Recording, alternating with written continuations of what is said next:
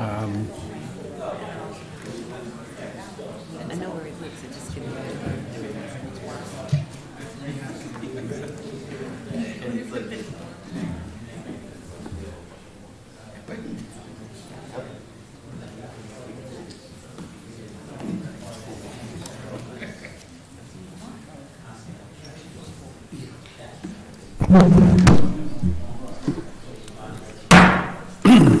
Welcome everyone to the Township Council Workshop meeting Monday, February 11th. Ms. Campagna, would you please come forward and lead us in Pledge of Allegiance?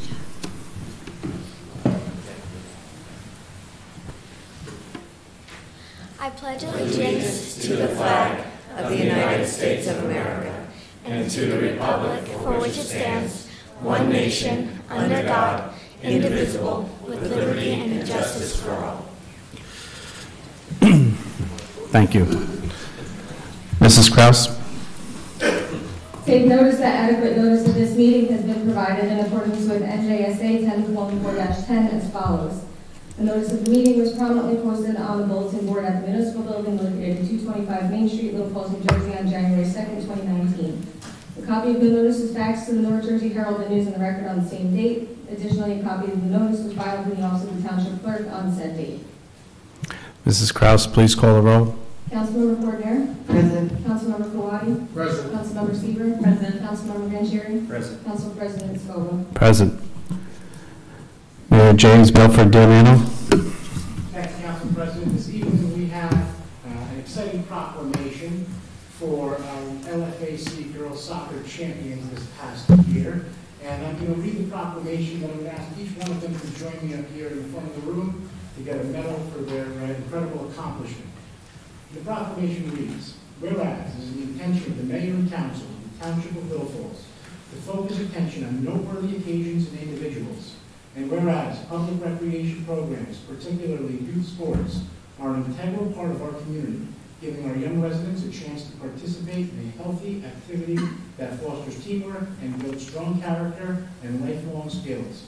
And whereas the Township of Little Falls would like to recognize and celebrate the LFAC Girls Soccer Champions and would like to let them know how proud the community is of their accomplishments. And now, it is fitting and proper that I, James Belford D'Amiano, Mayor of the Township of Little Falls, extend best wishes and continued success to the LFAC Girls Soccer Champions. And now I'm going to call each of them up here to join me to receive their medal. First, we have Grace Cow.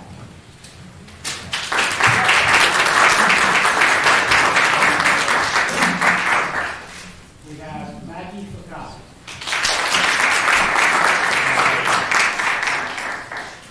Grace Mansfield.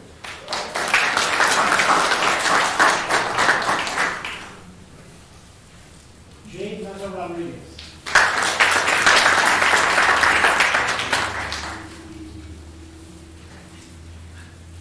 Simone Perry.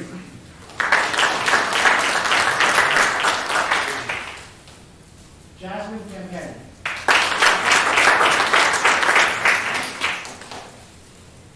Luna Lopez.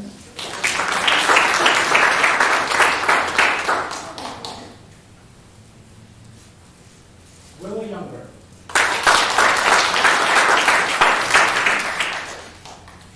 And last but not least, Maddie Natal. I'm going to ask their coach, Mark Natal, to join us up here.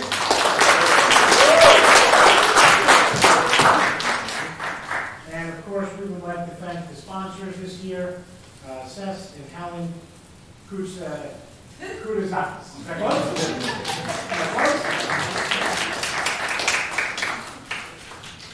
Take a picture, everybody. Come on. Come on, Christian. Yeah, there you go. Yeah.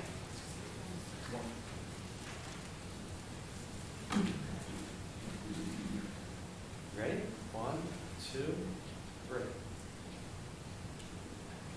Go ahead. No? It's fine.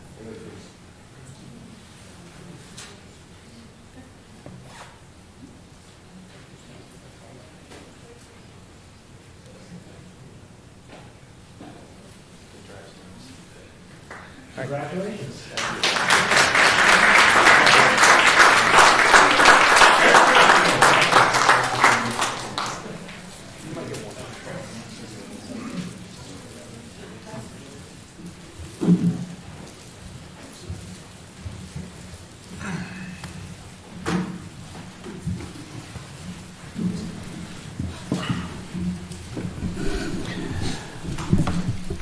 Thank you, Mayor. Can I have a motion and a second to open to public comment for general matters only? Second. All those in favor signify by saying aye. Aye. All those opposed to the motion signify by saying nay. Motion carries. Mrs. Kraus? Anyone wishing to address the Township Council may do so through the Council President. Please give your name and address for the record. Comments will be limited to 3 minutes. However, if appropriate, you may be granted additional time in the sole discretion of the Council President. The floor is open. Did I push it? No, that's good. Robert Cousant, 32 Woods Road. Can you spell your last name for the record, sir? Sure. K-U-S-A-N-T, N as in Nancy, T as in Tom. Thank you. Good. I just wanted to come in and say thank you guys for the wonderful work you're doing. Never had a complaint or anything like that. I just wanted to come in and I hope this is the right forum for it. I just wanted to suggest additional signage by my house. So I live on Woods Road, but near my house there's an intersection of Ridge Road and Long Hill Road. It's a 3-way intersection. And at that intersection, I feel that non-local traffic consistently think that that's a 3-way stop intersection, when it's really just a 2-way stop, and the southbound Long Hill Road traffic can continue on. And I feel like if the out-of-town people or people from New York that come through the area, they always think it's a 3-way stop, and it causes a lot of issues with traffic. I mean, every time I'm there, I feel like everyone is very hesitant to go because there's always someone who thinks it's a 3-way stop, and it's immediately going to be their right of way to continue. I was hoping that by showing up, maybe you guys could come up with some solution for signage in terms of putting a sign up that says this is not a 3-way stop, or I've seen the blinking stop signs that are solar powered or something to that effect. Just because I think there was recently also an accident there, and I just find it a continuing problem that I really don't know can be solved any other way. So that was just what I wanted to bring to your attention. We'll have Councilman Vancheri reach out to you. He's the Transportation Committee head, and he'll take the discussion further. And if there's some type of signage that can be legally put up, we'll entertain that. Okay. Thank you very much. Mayor, have any comments? Yeah, only that whatever we decide here locally may be the appropriate action. Because both Ridge Road and Long Hill Road are county roads, we're going to have to coordinate any action that's taken with them, and it will ultimately be up to them, and will require their approval before any real action can be taken in that road. Okay. Does the council have any comments or questions? Yeah, I was going to add, because I can reach out to Chuck Silverstein in State County, he's the traffic engineer. Okay. We figure out, because to the mayor's point with county roads, we have to run through them first, make sure if we do anything, they're okay with it. But Okay. I can take your information, I have your address, and if anything, I can get your email afterwards. Sure. We'll follow up with you. Okay. Thank you very much. When was the, do you know the date of that last accident? Ooh, I couldn't tell you off the top of my head. I know it was like a week or 2 ago, but I remember I live with my twin brother, so he was going down there and he's like, yeah, there was an accident at that intersection because it's like the talk of our house, so. Okay, thank you. Thanks. The floor is open. Luis Fernandez, 54 Harrison Street. I'd like to go back to something that I said, actually, the mayor said the other day, and I'd like to accept his invitation. You said that maybe one day we should sit down and you can explain to me how to lower the taxes. I'd like to accept that invitation. In fact, I brought with me tonight the taxes for 2019 and 2018, and they're up. So I just don't see it how you claim that you lowered the taxes. But if you can prove it to me, maybe I was the only one that their taxes went up. I don't know, but I'll accept your invitation. On another note, the other day, and I was talking to the chief before this meeting, the chief of police, by the way. Before the meeting, something happened on February 7th. Around 6:15 in the afternoon, something happened. There was a call for the house located directly right across from me. 3 units responded to the address. It was 53 Harrison Street. And I have been at this podium before and asked for that something being done regarding the numbers on the houses. The numbers on the houses, there's 4 houses between Jefferson and Ryle. And they read 61, 53, 62, 27. So the other day when I just happened to get home and I see these 3 units responding and they were looking for number 53. Well, they went to 27, they went to 52, and they went to a couple of places in a rush. But the 30 seconds or so that it took them, a life could have been, if a life had been in danger, it could have been saved. So I ask you again, not because the previous time I asked you because I'm sick and tired of getting the mail from somebody else. I don't think it's anybody's business to know the kind of mail that I get. And it's not my business to find out the kind of mail that the other people get as well. So can something be done as far as getting the numbers in order? So not only for the mail, but for the EMS, the fire department, the police department, anybody that needs help. Yeah, thank you for bringing this to our attention, Mr. Fernandez. There's no doubt that every second is a critical second in time of emergency, so we appreciate you bringing this up. I think we've discussed this once before, but Mayor, do you recall, or does the council recall what that discussion was about, why these numbers go from 61, 53, 62, 27? Only that when new homes or properties are constructed, numbers are assigned by the tax assessor, and at the time, I don't know why those numbers were assigned. I don't really know the process of changing numbers and things of the sort. Mr. Simone, do you know why these numbers are the way they are? When these houses were originally built, a lot of the houses just picked their own numbers at the time. And they don't have the system that the town currently has, that the numbers have to be assigned by the, I guess it's the assessor's office or whatever upstairs. It's the assessor's office, and then it gets presented to the 911 with the mistake to make sure that everything is supposed to be. So between the assessor and the 911 people is how it's done now. Not to say that's how it's done now. Mr. Fernandez, we'll look into this further. If there's a way we could try to straighten out these numbers to make it better for personnel to react, whether it's the fire department or police department, or whatever other department needs to react in an emergency, and also for confusion of getting mail, we'll look into this, and hopefully we can get back to you with some information if it can be done. Thank you for your time this evening. The floor is open. Excuse me 1 second. Mr. Fernandez, repeat your street again, please. Harrison Street. 54 Harrison. Yes, right.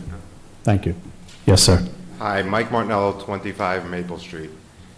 Sorry if I get a little choked up talking about this because it still gets to me, but twice recently we've had a call 911. First time was 3 o'clock in the morning because my 5-year-old son couldn't breathe. And I got to tell you, these guys that responded, from the police to the ambulance to the EMTs, they were excellent. They got to my house within 2 minutes. I mean, usually they say it feels like a lifetime, but I felt like I was blinking. They were already outside. My 5-year-old son was okay. The EMTs were excellent. I mean, not only did they calm him down, but they were also calming us down. And the second time, which was recently for 1 o'clock in the morning, our carbon monoxide alarm was going off. And like everyone else, I assumed it was just a false alarm. But it wasn't. The alarm wouldn't shut, so we called 911. And one of the gentlemen that responded is here tonight. And 2 o'clock in the morning, he was putting on a show for my kids in the ambulance. And I mean, I can't say enough how great they are. I'm so thankful that we have them. Thank you, all of you. And I know I speak for my wife and kids, and they should really be commended for their actions. Are there any comments from the council? I actually have the letter. I was going to read them report, but if you want, it's okay, Council President, to read it now, what Martinello sent through. Would you please stay at the podium? Go ahead, Councilman. Mike, you want to read it? You want to You can read it. Okay. So, this is a letter from Pauline Martinello, which is Mr. Martinello's wife. We write this to express our gratitude for your exceptional professionalism on January 28, 2019. My husband and I are still very touched because despite it being 1:30 in the morning, your team did everything with integrity. It all started with a little after 1 a.m. when our carbon monoxide alarm woke us up and had us very frightened. Our 3 young boys were very scared as well because this had never happened. We immediately called 911 and were told to go outside into our car, stay warm because it was very cold. We thought it was just the batteries and we would be back inside quickly. After the fire chief and his team investigated, they came to tell us that indeed carbon monoxide levels were present. At the time, the fire chief directed us to the ambulance to check our oxygen levels. All these feelings ran through my head, but thankfully our oxygen levels were normal. My boys were frightened, cold, and confused as to what was happening. All that stands out now is how the fire chief and his team kept coming to the ambulance to check on us, especially my boys who are ages 6, 5, and 3. The fire chief kept informing my husband of what was happening while the ambulance personnel were helping to keep my boys upbeat and smiling at 2 a.m. This really made a difference because it took their mind off the carbon monoxide situation that was still being worked on. They not only did their job, but they talked to my boys and connected to them by coming down to their level. We are now back in our home and grateful to the Little Falls Fire and ambulance teams. My boys, Michael, Vincent, and Nicholas, will never forget your kindness. As for us, we will share our story to highlight the importance of the carbon monoxide alarm and how ultimately they saved our family. Sincerely, Pauline Martinello. The one thing, too, I just wanted to mention, Council President, that night it was EMT Anthony Positin who was there, and of course Chief Altinji, who's here right now as well, who was with the kids for the most part of that situation. So I just wanted to share that letter that Martinello sent to me after everything that happened. Thank you, Councilman. Mr. Martinello, you certainly did the right move by calling 911 and not hesitating, and that's what these emergency services are here for, and they would be the first to tell you, never hesitate to call that. Thank you for sharing your story with us this evening. We appreciate that. Thank you. Thank you. Can I ask one, Council President? Councilman Kawadi. Thank you for commending the heroes that work in this town because they certainly deserve it. I just think this might be an opportunity for us. There's a lot of people in town who might be older, who might have smoke detectors that do not have carbon monoxide detectors built in, and maybe if they're watching this report, or the people in this room can encourage some of them, I think we should take this opportunity to remind people to check and just make sure that your smoke detectors also have carbon monoxide detectors built into them, because obviously carbon monoxide can be more dangerous than a fire because you don't know when it's present. So I just want to take that opportunity to ask people to just check what's in your home and make sure that you have carbon monoxide detectors, particularly outside the bedrooms. Thank you. So, Chief, I'm just wondering, what did you do? Juggling act, or 2 o'clock in the morning? What was the entertainment? They were just frightened from the whole activity, but no, I did kind of what we do for fire prevention over the ambulance. Thank you. Play with the oxygen, a couple jokes on my stand-up. Thank you. My 3-year-old go to sleep, go to bed. The podium, Councilwoman. So just thank you again. I just want to make one additional comment, is that, yes, I'm so glad that everything worked out well. You called 911, you did your proper due diligence. And I just wanted to make a comment to a previous floor comment, is that when we have these situations come up, we have to do our due diligence as a homeowner to have our homes properly notated with their numbers and our names, so that in the case that you have an emergency, you have to have your home well marked. And growing up on Walnut Street here, the numbers on that street are not aligned. They do not follow the proper sequence. I grew up on 71, the house across the street from us was 58. It's very crucial that all residents have their homes properly marked, so that in case of an emergency, the emergency personnel can notate which house they are to go to from the street. And also adding your name or last name to the door is also very important. So I think, thank you to Mr. Martinello for bringing that, but I think it comes full circle from all comments on the floor tonight. Mayor? Yeah, Mr. Mayor, I have to thank you for coming here. I know day in, day out, our police and fire services are responding to calls for help. And it's all too common that their calls go unthanked, even though it is their job, it's in their line of duty. But really, we do need to thank them for everything that we've done. I want to thank you for coming here today, and publicly thanking them. I know, like I said, it's all too often that they are out there saving lives, and it just kind of runs the mill. But thank you for bringing out the good that this town is doing for all its residents. The floor is open still. Seeing no one else come forward, can I have a motion to close the meeting to the public? So moved. Can I have a second? All those in favor, signify by saying aye. Aye. All those opposed, signify by saying nay. Motion carries. Mayor James Belford Damiano, looks like you have 6 items for us tonight.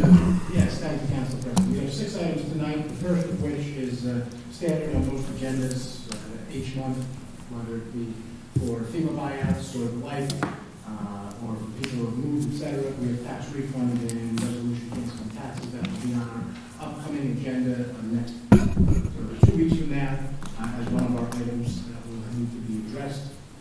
The second item on the list is TWA consent for PSE&G application through NJDEP.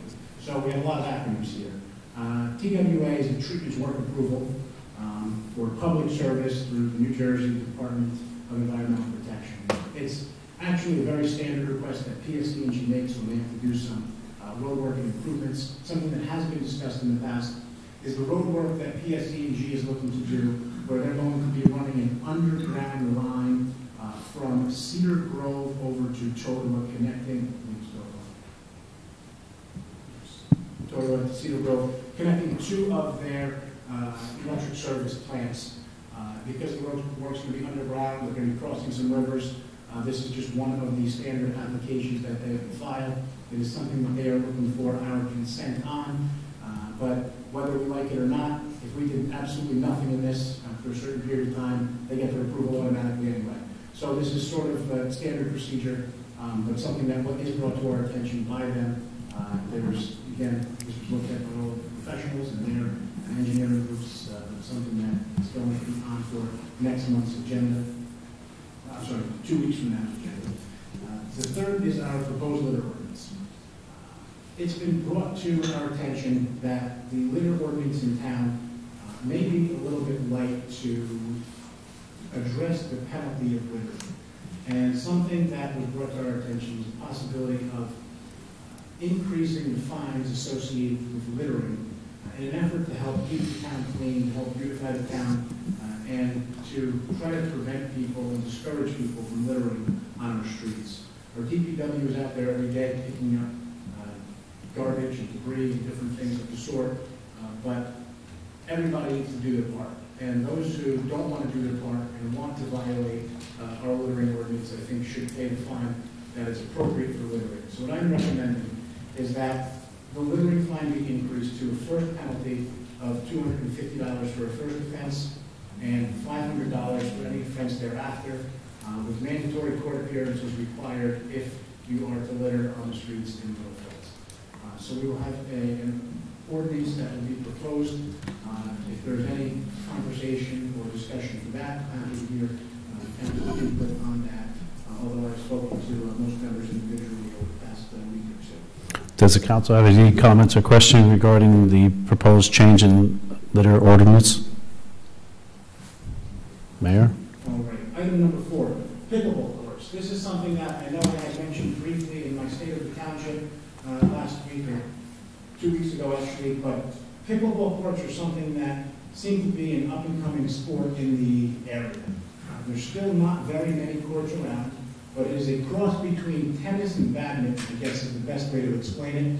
It's something that me, at my weight, can play comfortably, I think, which is exciting. We'll be able to, there's essentially a smaller tennis court with a ball that doesn't travel as fast. And we're looking to possibly install some pickleball courts at our recreation center near our tennis courts. Along with that, maybe resurfacing our current tennis courts. Involved with that, there also may be some water retention that we need to address, since we'll be increasing some impervious surface, and something that I've always been an advocate of is if we would require a private developer to address an issue, I think the municipality should be treated the exact same way. And if we're going to be increasing impervious surface, we should also be addressing the rainwater, the runoff that comes along with that, or the storage of it during the storm event. So there may be some underground water tanks that may become necessary. And this actually will work nicely with the fact that the lot near our tennis courts at the rec center seems to retain a lot of water because there's just absolutely no drainage there now. We may be able to connect our underground, our new underground water storage retention area to a drain that could be installed in that parking lot, which will allow us to restripe it and get that parking lot in much better shape as well. Again, something that could be considered while this is happening, and we'll have to get some prices before we make any final decisions. Might be the resurfacing of our current tennis courts. I know they haven't been resurfaced in over a decade now, and are absolutely due for resurfacing. So it's something that can be considered. We'll have to get some prices from our engineering consultant on this and determine what actions we want to take. I am happy to say that this entire project will be funded with local open space dollars, so this will be constructed at absolutely no additional cost to any of the taxpayers here in Willow Falls. Are there any questions with respect to the Councilwoman Coordinator. I just want to say I and my aging knees will definitely be a candidate to play pickleball. And we do have an aging population, and it's something that they can take advantage of. But another really good use is that children or people of all ages with disabilities can use this. I have seen where there have been wheelchair tournaments on pickleball courts, and it's really, I think it's tremendous for our community, and it's a great addition to Dover Field. And just in case anyone's wondering, where do I get a pickleball or a pickleball racket? We're going to be making them available at our rec center. You can just sign them in, sign them out type of thing during the hours that the rec center's open. If you love it that much and you want to play at night while the lights are on, you may have to get your own rackets, but otherwise during the day when our rec center's open for other sporting events and activities, we'll have balls and rackets available for people to check out. And if you're a resident of Little Falls, it will obviously be at no cost to the resident. And we open for public 28 hours that the courts are open. So we're excited for that. The next item on are there any other questions before we go? Mayor. Good. Okay. The next item is turf at Dover Field. Something that has been a major topic of discussion for me, especially with both our Little Falls Athletic Club and our Little Falls Parents Association, is the overuse of Dover Field. And this comes through no one's fault other than the kids in town enjoy using Dover Field as a sports. It's our field that has lights, and obviously, especially later in the season, as it was darker earlier, it's one of the only fields that can be used after school. And for that reason, it is just overused, and no matter what we do to try to maintain the field, there are just too many feet constantly running on it that cause areas to be entirely worn down. And we just can't keep up with that towards the end of the seasons. And something that would extend the use of our fields, that would allow us to have other events and activities on our fields, would be AstroTurf or turf at Dover Field. And it's something that I've been doing a lot of research on, and I know, I'll say it here now, I at one point was publicly against turf in general, period. I've done more research, and I think I might have been not as well educated at the time. I know there were concerns for periods of time regarding possible cancers that turf fields may cause because of the rubber that's used. And in looking and doing research into all of the research that's been done, it turns out that there has not been one research conclusion that has concluded that it does adversely affect the best, or I should say the worst conclusions that have been made are inconclusive. So there is absolutely nothing confirming all of the rumors, I guess I'll call them, associated with turf. It's something that the injuries on turf used to be a major concern for me, but that was with the older turfs that were not really up to today's standards. I know, and I specifically recall playing on turf fields in high school that were extremely sand-based, and you might as well have been running and diving on sandpaper. That's the thing of the past. That's not the injuries on turf are way down. Any concerns of this sort have been greatly reduced with modern turf. Now, the next thing is going to become funding for our turf field. I'm working with the county in the hopes that, and we'll have to work together as mayor and council here, in the hopes that grant applications and open space funds can be utilized to be allocated towards Duke Field and keep other options open, in addition to just our open space grants, to potentially offset any out-of-pocket costs for the field at Duke. It's something that, again, while it's somewhat in early stages, it's something that I think this council should consider. It's something that I think will absolutely be worthwhile, considering the amount of use that the field gets, and the amount of use that the field doesn't get because it's unusable for days or weeks at a time after rain events now. It is something that will allow all of the children in our town, and not only children, adults too. I mean, we have a number of adult men's softball leagues, women's softball leagues, all of those things. It'll allow them to play, I guess, really year-round. We wouldn't have to close it in the cold months like we do now. And it would be able to take the wear and tear that our fields get now, causing them to be damaged without actually becoming damaged. So it's something that I think this council should consider. It's something that I think this municipality will get a very good amount of use out of, and I think it has numerous benefits that will ultimately benefit this town. Does the council have any questions, comments regarding turf field at Duva? I do. Councilwoman Sieber. Apologize. So you spoke about the overuse of Duva Field. Can you speak to the usage at the other fields, and do they help or hurt the usage of Duva, such as Railroad, Lewis, Amity? Do they not help the Duva usage? Sure. So one of the major issues that we have is that for football to play on a real standard-sized field, the only area in town that can accommodate a full standard field is Duva. That said, we do have a number of other fields in town that are grass. Those fields, I think it's good to have a balance of both grass and turf fields. I think having home turfing every single field in town might ultimately work against us. I think kids need to have the ability to play on both. But as far as the usage at the other fields in town, it will relieve some of the use at Duva, and it may allow Duva to have all of our games, but allow them to practice at other fields that we currently do have in town. So I think we can still have a nice mix of baseball and softball with real dirt fields and grass, and soccer on grass versus turf. So I think we can have a nice balance throughout the entire time. Are there any comments or questions from the council? Councilwoman Coordinator. Mayor, I think it's my understanding, correct me if I'm wrong, that Lewis Field, not only is it not an appropriate size for football, but it's not an appropriate size for soccer. The same thing with Railroad and Inwood, they're basically T-ball.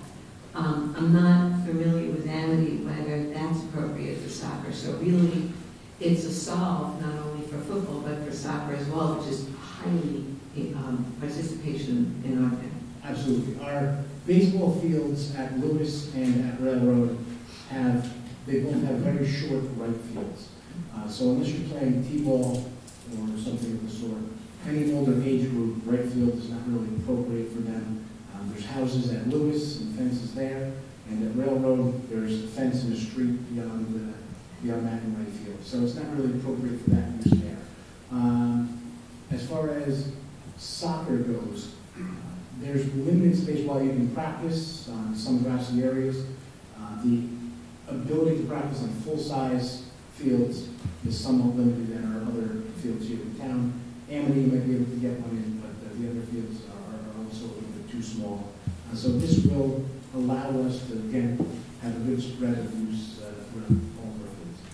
Council President. Councilman Vanchery. I'm biased as a soccer commissioner the last 3 years, and I can tell you that Mr. Martello, Mr. Natale was here a little while ago. When it comes to soccer fields, Duva is the only option. We've tried at Amity, and it was a disaster because of the way the dimensions are of the field. We could never get a perfect straight inline soccer field there. So knowing that the turf field is an option, especially for soccer, because when it comes to the LFAC soccer program, that is the highest registration numbers. Knowing that we have 2 fields moving forward that will be adequately, up to standards. Because the one challenge we've had too is in the league that we're in, there's certain requirements. We can only do 1 field that fits that requirement, and our second one is sort of, like Mark and I trying to do fake math to make sure it looks enough to play. So looking forward to the proposal that you're going to bring forth, because I think it's a great option for the kids and the adults in town. Mayor, number 6. Number 6, Mayor's 2019 budget. I'm in the process of finalizing this year's budget. At the regular meeting in February, I will be presenting the first presentation that I do each year for the annual budget. Perhaps you can remind Councilwoman Seaver. Perhaps you can remind everybody of our fiscal calendar. If you're presenting it first week of February, it starts from what month to what month? Our fiscal year. Calendar year. Are there any other questions on that, on the budget? Okay, just remind the council, it goes through the chair, please. Okay, a motion and a second to approve resolutions A and B. So moved. Second. Second. Mrs. Kraus? Councilmember Coordinator? Yes. Councilmember Kawadi? Yes. Councilmember Seaver? Yes. Councilmember Vanchery? Yes. Council President Scola? Yes. Councilman Kawadi? Thank you, Council President. So I met with the Domestic Violence Prevention Committee, and I was quite impressed. They're an amazing group. I'm looking forward to working with them. We are planning to do a vigil in October, and looking forward to addressing some other issues along the way, which I'll talk about at a later date.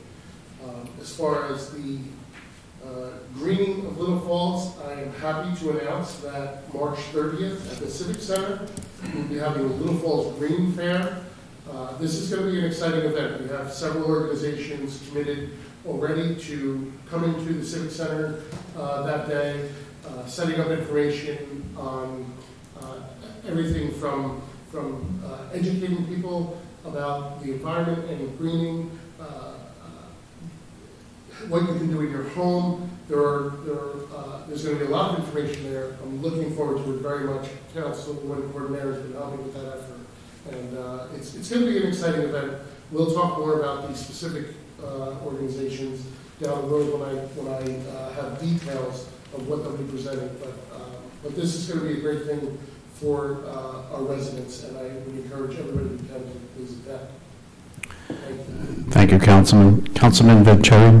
Sure. Thank you, Council President. Tomorrow night, the transportation was going to meet, but unfortunately with the impending weather, we moved it back a week. A couple updates too from a transportation standpoint. I reached out to Chuck Silverstein in the county to go over a couple things and just get a sense of timelines, because they had started some road resurfacing in terms of spraying new lines and everything else. But of course it was halted once we get the winter. Just want to get an update because there were a few outstanding streets that were on the list that Corporal Mercado and I had presented. The other thing too that Corporal Mercado and I have been doing is we've been going back and forth with the NJDOT regarding the stop sign over at the train station. Unfortunately, with the situation over by Railroad, with the parking lot stop sign, that is not something that's enforced by Little Falls Police Department. That's enforced by the New Jersey Transit. And a lot of the complaints that we've been hearing from residents is for people leaving that parking lot the night when the train arrives, they don't stop at the stop sign. So we're trying to see if the NJT can actually give us jurisdiction so that if we need to start having officers sit in that area, a lot of tickets will probably be written at that point because it is dangerous there. We did add the stop sign over on Railroad, which will alleviate some of the traffic, hopefully. So that's something we're working on, and hopefully we'll get an update from New Jersey Transit. Hold on a second. Does the council have any questions for Councilman Vanchery on that topic? Mayor, do you have any comments? No. Go ahead, Councilman. A couple other things too is something I talked about to the council briefly a couple weeks ago as we talked about bringing and cleaning up you know, obviously for Earth Day, we have a day where everybody kind of volunteers. We get the ABC, we get the Boy Scouts, etc. But I think it'd be nice maybe if we could have it set up throughout the year where, you know, a couple times sporadically beyond the Earth Day where we can get some groups together, especially I know the Boy Scouts are looking for some credits to do some volunteering.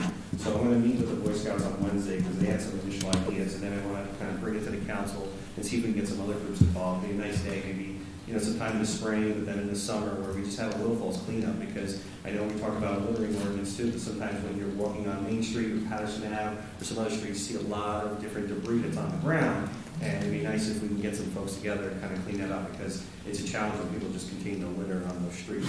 So that's something we're working on. The other thing too is, I know it's a little far out, but with the Memorial Day Parade, I did have a conversation with Mike DeLucia from State Valley High School, marching band or coordinator. He did confirm that this year we get DB High School. You know, it's every 3 years, you know, with the 3 towns that weekend. And one of the things I was talking to Mike about through some conversations too with Councilwoman Courtnier is he was looking to do something nice maybe the night before in the community. So he's looking into the possibility of maybe having the State Valley High School band available for a free concert in the park, say the night before, that Friday night, you know, leading into the parade, and we could work maybe with Little Falls Biz, maybe have some food trucks and make a little fun time of it. That's a nice way to kind of showcase the local talent from the students from the 3 towns.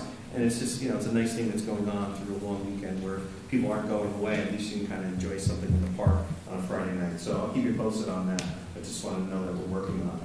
Thank you. Thank you, Councilman Vincenzi. Councilwoman Sieber.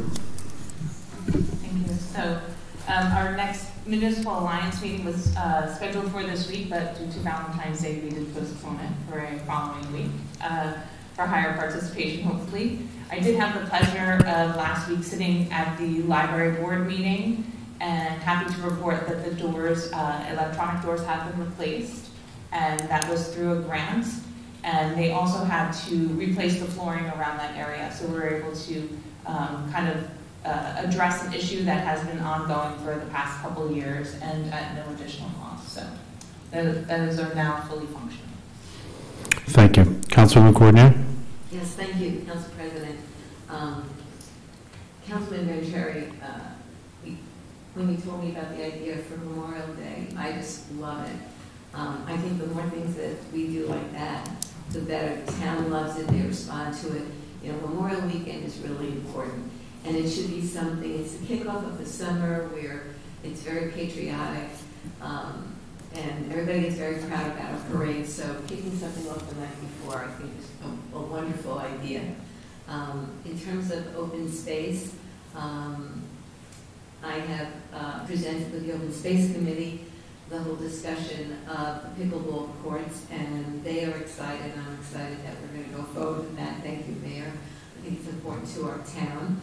I have spoken to the mayor about looking into expanding our Wilmore Road Park. It is a highly, highly used park. It's a great park. So much goes on over at Memorial Park. So we're going to look into appropriately expanding it, and then the trend now on parks is to separate them into a infant to toddler area and then an older child area. With seeding and plantings in between, you know, separating the two. So we're going to look to do that, and we'd really like to try to do that in 2019. I did go and meet with the Senior Advisory Director, Sam Yodice, for the county in Totowa, and he gave me a tour of the County Senior Services Center, which I have to tell you, I had no idea. I was blown away with the services that they have there, that the things that they do for seniors, things that our residents can participate in. They have entertainers, there's food, they do trips, they have an arts and crafts room, and if our seniors want to go, and working with the mayor on how we communicate better with our seniors so they know what they can take advantage of, the county will send a bus and pick them up. So it's really terrific what the county does. So I'm going to share that with the Senior Advisory Committee. And the Senior Advisory Committee is also working on an extended event calendar. And with the success of the Harvest Moon dinner dance, we're going to do a spring fling dinner dance in May. And we're working on a few other events, again, to bring our seniors into events, and also to, you know, seniors are a broad age group. And there's really a lot more we can do for everybody in that age group. Thank you, Councilwoman. Mr. Simone, I see that the roads have the bribing on it. Can you explain to this council and those in attendance how the bribing works? The purpose of the brining is to try and break the contact of the ice and snow with the roads so that it'll come up a lot easier. We weren't able to get as much done as we wanted today because the truck had originally broken down. The mechanic was able to repair it. And we got probably about 2/3 of the town drying. There's pros and cons on it. We seem to think it works, but certain temperatures act different with the brine than other temperatures, but so far it seems to be doing its job. I notice PSE&G is out, Mayor, putting flags out all over the place. Maybe Mr. Simone, you can answer this. What happens when the flags are put on people's lawns? Does that mean PSE&G is going to bring a big backhoe and dig all that up and go to the house? Can you explain to the residents and the council what goes on?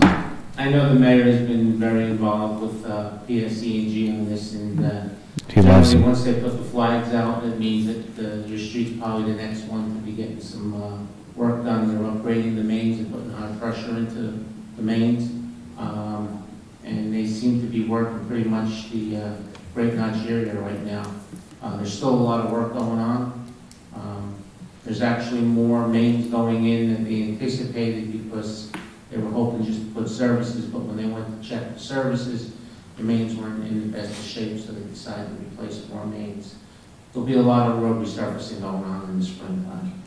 And does that mean the lawns get dug up as well, or what happens there? Mayor? It depends. I mean, generally there's a hole in the road where they're going to tie into the main. Mm-hmm. And I think what they're trying to do now is if you have a meter in your basement, they will put an outside valve.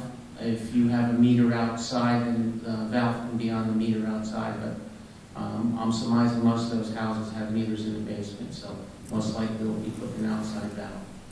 Mayor, do you have any comments on the PSE&G? Only that we've been trying to coordinate as best as possible between our DPW, our police department, as far as keeping as many roads open as possible when we are able to, closing them when necessary. We're always trying to allow residents and delivery vehicles and mail and those sorts of things in and out as they need to get their jobs done as well. So we're trying to impose as little, we're trying to upset the apple cart as little as possible. But the amount of work that's being done is somewhat monumental, and all things considered, I think it's moving as smooth as it can. Mayor, do you have any updates from the Army Corps of Engineers concerning the Peckman? Yes, so the Army Corps still seems to be on track with the prior plans to move along with our flood tunnel. They are targeting somewhere in a 3 to 5 year range with potential to have the flood tunnel work begin. I know that's somewhat of a broad 2-year time span, but that's sort of the dates that they're giving us right now, depending on acquisitions and some other work that they need to do. They're looking to do it in 2 phases, as we've discussed in the past, Bill. The flood tunnel being the first phase, and the bank stabilization being the second phase of the work that they're looking to complete. They feel very strongly that between the flood tunnel and the bank stabilization upstream, that most, if not all, of our issues regarding the Peckman and its flooding will be resolved in the thing of the past. So God willing, that comes to fruition. I have one other quick report, Council President, if you don't mind. Go ahead, Mayor. That this morning, our Congresswoman, Mikey Sherrill, held a roundtable discussion, not only with myself, but all the mayors within her district. And it is amazing, despite people red and blue being there, everybody seems to be on the same side of the roundtable today, because rivers, although we wish they ran more blue for clarity purposes, there really is no letter blue in a river. And it seems flooding is an issue that affects a town that has a river near it and does not discriminate. It is something that everybody came to the table today and really had a lot of good ideas with ways to expedite removal of shoals, with suggestions on what the Congresswoman can do down in D.C. as far as FEMA goes to try to assist us with some funding and different things of the sort. I found it to be, I've been to a number of roundtables in the past, and some of them I sit there and walk away just feeling that I've wasted several hours of a morning. This was one that I felt was very productive. I felt like there are things that can come of it and that will come of it, and I think everybody across the board felt the same way. So I was very happy and very pleased with the roundtable discussion that we had this morning, and I am hopeful that I know we have some discussions about the Peckman and the Army Corps there. Everybody was really pushing her to reinvigorate the Army Corps to get back on the stick when it comes to the Passaic River and really finding some solutions that are more than just a temporary clean it up here and there solutions, but a really big long-term solution to all flooding along the Passaic River. Well, Mayor, we're very grateful that you were able to attend that meeting and have Little Falls be placed on the map, because we certainly had our fair share of flooding, as you well know, growing up in this town. Before we proceed, Mayor, want to make a comment. This past Sunday, I stopped at the rescue squad for a few moments talking to the members. And at that time, a call came in, which was a response to the police station. Apparently, I think it was someone that they apprehended was having some type of an attack or something. And as the emergency vehicle left, I was continuing my conversation with the crew that was there. And under 2 minutes, that response time came in that emergency vehicle that the township purchased with the crew was at the police station assessing that situation. So I was pretty impressed with that. Can I have a motion and a second to open for public comment for agenda items? So moved. Second? Second. Mrs. Kraus, all those in favor? Aye. All those opposed? Motion carries. Mrs. Kraus? Anyone wishing to address the Township Council may do so to the Council President. Please give your name and address for the record. Comments are be limited to 3 minutes. However, if appropriate, you may be granted additional time in the sole discretion of the Council President. The floor is open.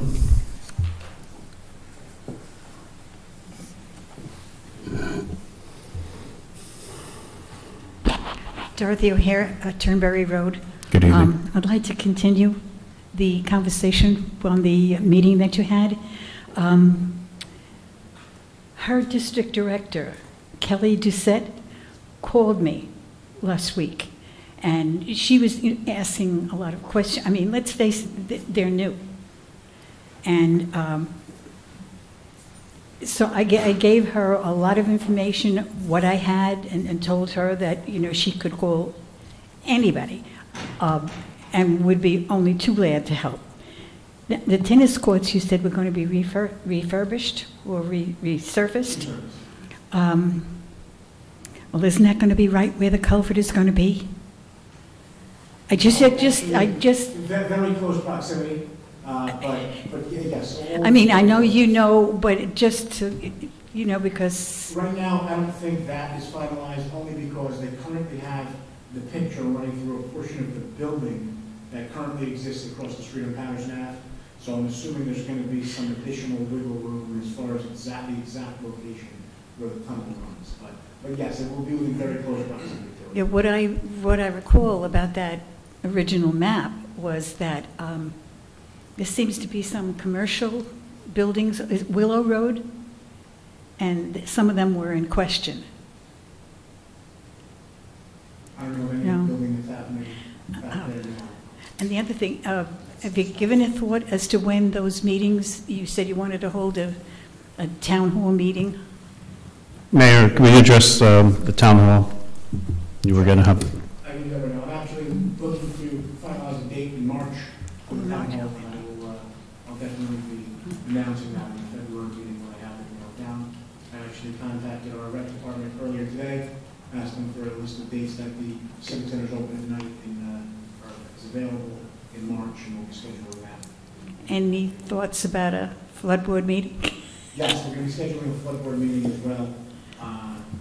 This year is Little Falls' year to chair the flood board, so I can get one scheduled within the next month also is the plan to have a couple of meetings this year.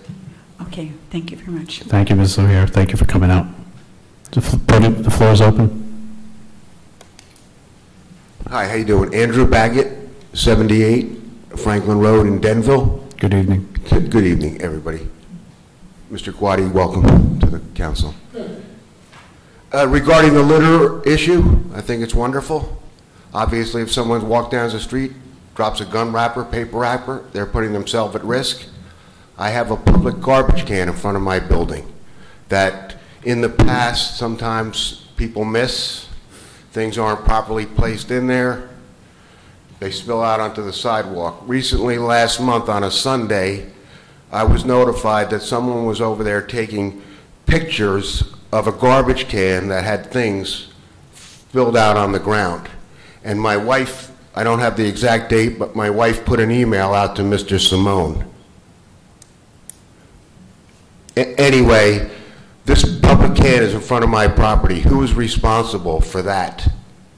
That, you know, now if nobody sees somebody putting something in there and it's, you know, comes by later, just, that's one of my concerns. So your question to this council is who's responsible for emptying that? No, not emptying it, but someone was over there taking a picture with the garbage can here in my building in the background, and it seemed to me that they were trying to indicate that this might have been my tenant's garbage or something that spilled out. I'm not sure. I want to cut it off before it happens. I'm concerned about who's going to get a ticket or... Okay. You know, I don't want to get blamed for something that's a public garbage can. I guess I'm getting a little confused. You're saying that someone else is putting refuse in this? No, I don't know who's putting it. Public people walking down the street. It might have missed. Might have blew out of there on the sidewalk. Somebody was over there taking pictures. Okay. Of this garbage can. Does the council have So any I have concern that, you know, I don't want to get fined. This is in front of my building. No, oh, okay. Now I see where this is going. Okay. The litter ordinance is for those that litter, throwing refuse from their pockets, from their cars. Not if you put litter in a container and it blows out, you're not going to get a ticket. But if you tried to throw refuse, is that the right word? Refuse or garbage? Sure. Refuse. If you tried to throw refuse in one of our garbage cans and miss, you may get a ticket if the police officer sees you. It belongs in the container. Yeah. Okay, is that addressing your concern? Yes. Okay. I just, after the fact that nobody saw somebody there and it spilled on the ground, it happens to be in front of my building. Well, I don't want to be held down, but it seemed to me that somebody was taking pictures and, you know. So, to be clear, the ordinance addresses the litterer, the person that litters, not, I'll give you a perfect example. You know where my office is located. If there's Quick Check and Dunkin' Donut cups that blow their way over to my property, the ticket's not going to be issued to the property owner for having some litter in front of their property. The ticket's going to be issued to the litterer who disposed of something improperly. Thank you. Thank you. but if there's a problem with the overfilling of that container, please notify us. Yes. Okay, thank you. Thank you for coming out this evening. The floor is still open. Mr. Fernandez? Yes, Luis Fernandez, 54 Harrison. Mr. Mayor, you indicated that you had a meeting with Congresswoman Cheryl this morning, and one of the subjects that you touched was the Army Corps of Engineers and the flooding of the flooding of the Pac-Man River. Did anybody mention anything about paying the bill? Who's paying? Who's going to be responsible for paying the bill? What share do the taxpayers are going to have to, take, or is it going to be all paid by somebody else? So because there's only 3 towns in her district that are actually affected by the Pac-Man, while we had some discussion on it, she actually, not that she stopped us earlier, but we kind of referred to majority of the discussion pertaining, so that the majority discussion was about the the Passaic River, she said she would have a separate meeting just on our couple of towns to address the issues of betterment. Again, at this time, the allocation of funds and what the local shares may be have not been finalized, but of course, funding through FEMA was a large part of this morning's topic of discussion. But the taxpayers will pick up a portion of the bill. Maybe, maybe not. We don't know yet. Okay. Because we're not at that point. All right, thank you. Thank you for your questions this evening.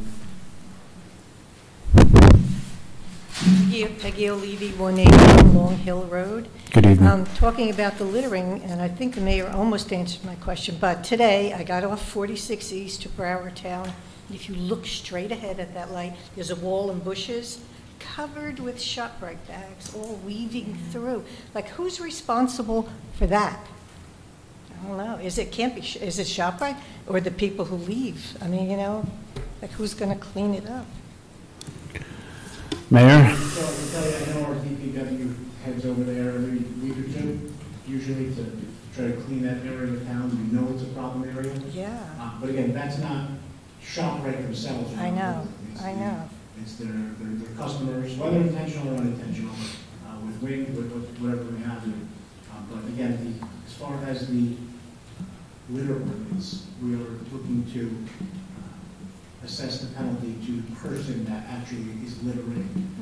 You know, giving someone something and then littering, the person that gave the, whether it be a bag or a gift, what have you, they were not the ones who actually did. It's the individual who actually improperly disposed. I know, and how do you find that out, you know? Unless you're standing there all day watching. It's a shame. I'm sure driving occasionally, you've seen the person in front of you throw something out of their window or whatever it may be. If our police notice the same thing, that person will be issued a ticket. Yeah, it's just a shame because you're entering Little Falls and that's what you see. Yes, that's definitely been on the council, the mayor's concerns as we drive around the town. And Councilman Venturi, if you listen to his comments this evening, how he wanted to get the public sector involved in helping cleaning up the areas. We're hoping that the new litter ordinance, when the mayor proposes that to us, will help subside some of the litter problems. Because we really don't want to start to put the onus on businesses to pick up litter that's done by maybe their non-customers and by other people. But hopefully going forward, we could get more buy-in by the businesses and even community residents themselves who live here to clean up, and I mean not to litter. It's very, I don't understand it, why people, when you're driving behind someone and they'll just throw out their cup of Dunkin' Donuts of coffee and let that be on the road. It's totally shocking to me when I see that. The floor is still open? Seeing none else come forward, can I have a motion to close to the public? Second? Second. All those in favor signify by saying aye. Aye. All those opposed signify by saying nay. Before I close this meeting, I want to thank everyone for coming out and sharing their time and their thoughts. Thank you. Can I have a motion and a second to adjourn the meeting? Second? All those in favor signify by saying aye. All those opposed, this meeting is now closed.